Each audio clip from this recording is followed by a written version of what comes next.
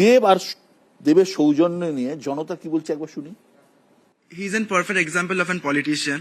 তো আমার মনে হয় যে কোনোদিনও দেব তোমার নিজের personal life and political life কখনো এক করেনি। কোনো সময় ভুল ভাল বা উল্টোপাল্টা যে কথা বক্তৃতার সময় এইটা আমরা কোনো সময় দেখি না দেবকে করতে।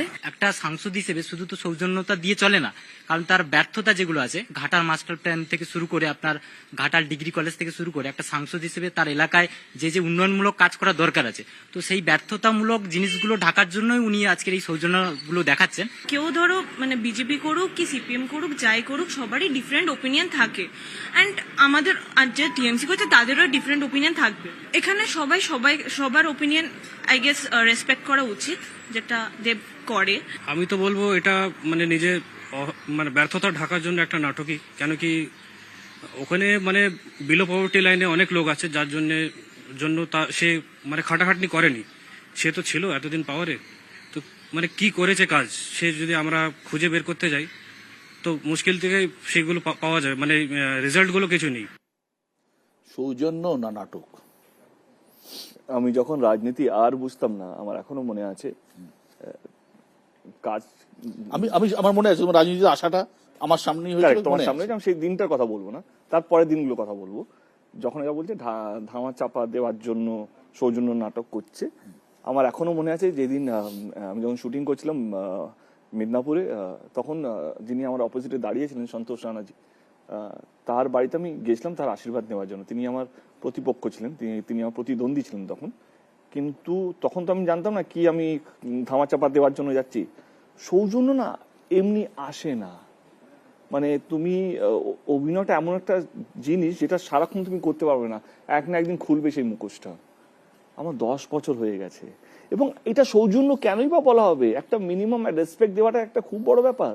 গান্ধীগিরি। আজকে তোমাকে আমি বললাম, আমি আপনি করে বলতে পারবো না, তুমি করে বললে আমি মন খুলে কথা বলতে পারবো। একদম। এটা কি অভিনয়? না না, ঠিক। এটা কি সৌজন্য? আমি কেন ন্যাকামো করব? কেন রাজনীতিতে আমার মনে হয় আমার অভিনয় দেখানোর জন্য অনেকটা একটা আলাদা জগৎ আছে, সেখানে টাচুর ভগবানের আশীর্বাদে, তোমার আশীর্বাদে, যারা দেখছেন বাবা মায়ের আশীর্বাদে, এবং বাংলা ছবির দর্শক তাদের আশীর্বাদে আমি যথেষ্ট একটা ভালো জায়গায় আছি আজকের সময় দাঁড়িয়ে। আমাকে অভিনয় দেখানোর জন্য একটা জায়গা আছে, এই প্ল্যাটফর্ম নিতে হবে না। এই আচ্ছা আমি কি বা করলাম? জয় শ্রীরামকে যদি আমাকে টিটকারি করার জন্য বা আমাকে রাগ ধরানোর জন্য যদি কেউ আমাকে জয় শ্রীরাম বলে থাকে, আমার তাতে কি, মানে আমি ওকে জড়ানো কি আমার অভিনয়? আমার ইনস্ট্যান্ট যেটা মনে হচ্ছে তাই করেছি, এবং এইটাই তো হওয়া উচিত, এইটা তো বেসিক। আজকে আমি যদি কাউকে কথা না বলি, সেটা সৌজন্য কেনই বা বলতে যাবো? আমি অনেক কাজ করেছি, সেই কাজগুলো নিয়ে বলি।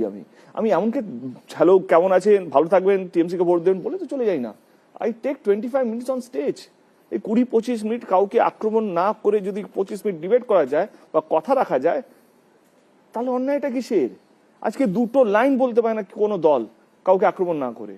আমি সেখানে 25 মিনিট টানা কথা রাখি, আর নিজের মনের কথা রাখি, কিছুটা নিজের দলের কথা রাখি, এবং ছেড়ে দিই দর্শকের উপর বা ভোটারদের উপর কি আপনারা যাকে ইচ্ছা ভোট দিতে পারেন। মানে পর্দা ছাড়া দেব আর কোথাও অভিনয় করে না। দেখো কি হয়, এমন একটা সময় চলে গেছে না, আমরা আছি, মানুষ ভালোর চেয়ে বেশি খুদ ধরতে ব্যস্ত। কে 90% 24 ঘন্টা দিনে যদি হয়, 23 ঘন্টা শুধু মানুষ খুদ খুঁজছে। কি করে এরকম হয়? আমার মনে হয় কি, ভালোটাকে আমরা যদি চোখের সামনে রাখতে পারি বা একসেপ্ট করতে শিখে যাই না, সমস্যা সেখানে আমরা একসেপ্ট করতে ভুলে যাচ্ছি। কে না, এটা হতে পারে না। টিভি খুলে যে 99টা লোক যদি চিৎকার করে দলকে চোর বলে, ওকে বলে, একে বলে, এমুক বলে, তুমি করে, একটা ছেলে কিছু ওকে চোর বলছে, ও তাকে চোর বলছে। আমি তো বলছি এটা জেতা নিয়েই তো কথা। সবাই তো চিৎকার করছে জিতার জন্য, কেউ তো হারার জন্য চিৎকার করছে না। আমি 10 বছর ধরে দুটো ইলেকশন নিজের জন্য লড়েছি, এবং 3টে ইলেকশন দলের জন্য হয়ে লড়েছি। 2016, 2021, সরি, দুটো ইলেকশন। তো আজ অব্দি আমি কাউকে কথা বলি নিজে জেতার জন্য। আমি নর্থ বেঙ্গলে ছিলাম কিছুদিন, এবং যেখানে গেছি প্রত্যেক কটা এমএলএ আমাকে, ডোন্ট টেক মি আদারওয়াইজ, আমি বলে দিলাম ভুল কথা, এবারে হয়তো আমার দল থেকে আমি ভালোবাসাটা পাবো রাত্রেবেলা, বাট তারা প্রত্যেকে বলে আপনি এসছেন বলে আমি জিতেছিলাম, আপনি লাকি।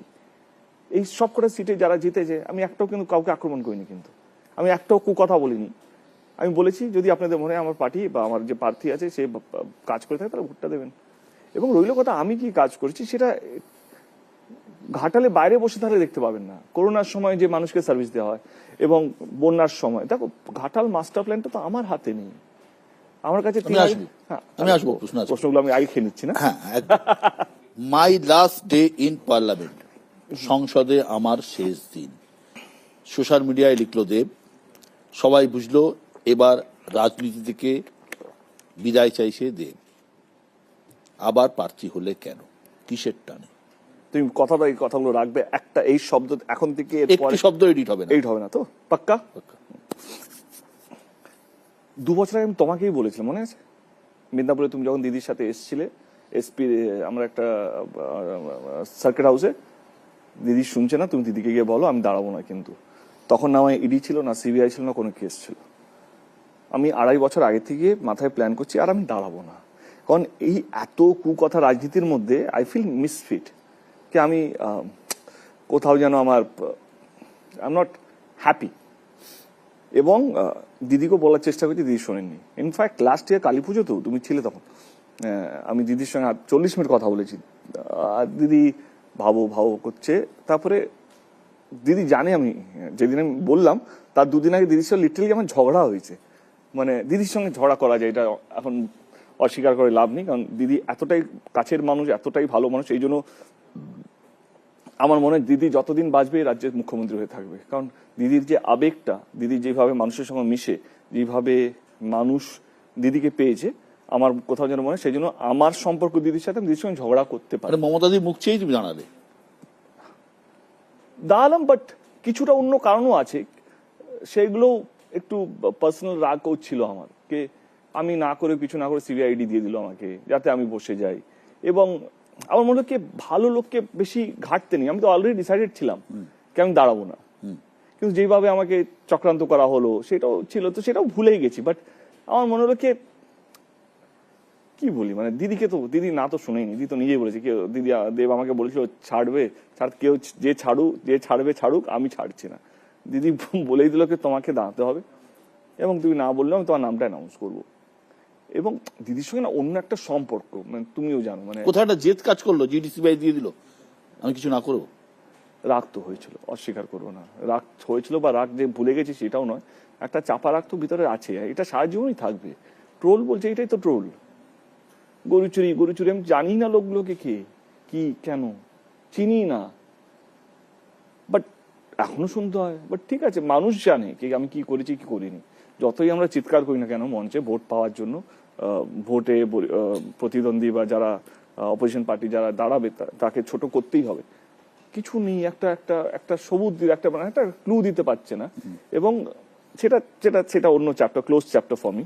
বাট হ্যাঁ, এবং দিদি যখন বললো ঘাটাল মাস্টার প্ল্যানটা আমরা করবো, এবং তুমি তো মানুষের কাজ করতে চাও, তোমাকে নিয়ে একটা কমপ্লেন নেই। সত্যি কথা, গত 10 বছরে আমার এরিয়া থেকে কোনো নেতার আমাকে নিয়ে কোনো কমপ্লেন নেই, বা কোনো দ্বন্দ্বের মধ্যে আমি নেই, কোনো টাকা তোলার মধ্যে আমি নেই, কোনো কিছুর মধ্যে আমি নেই। এবং যতটা পেরেছি কাজ করেছি, সেবা করেছি, এবং নিজের পকেট থেকে টাকা দিয়ে মানুষকে বাঁচানোর চেষ্টা করেছি। করোনার সময় প্রত্যেকটা বাড়িতে খাওয়ার পৌঁছানো থেকে